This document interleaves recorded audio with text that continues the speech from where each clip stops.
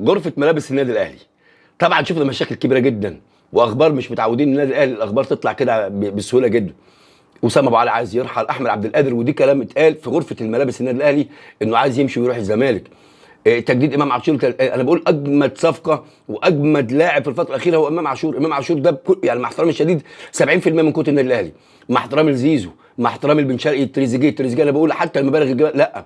فالمبالغ ديانج عايز يعلي راتبه، عايز يعدل راتبه، مروان عطيه في عدوى داخل غرفه خلع الملابس النادي الاهلي وغرفه الملابس والبدلاء. كل اللعيبه دلوقتي هتزود مبالغها. هل ده هيأثر على الاداء؟ كله بقى مركز مع غيره، كله مركز الشناوي الفئه الاولى، مين تاني، مين هياخد، مين هيعمل. فانا شايف حتى الاخبار بقت متداوله بشكل كبير جدا.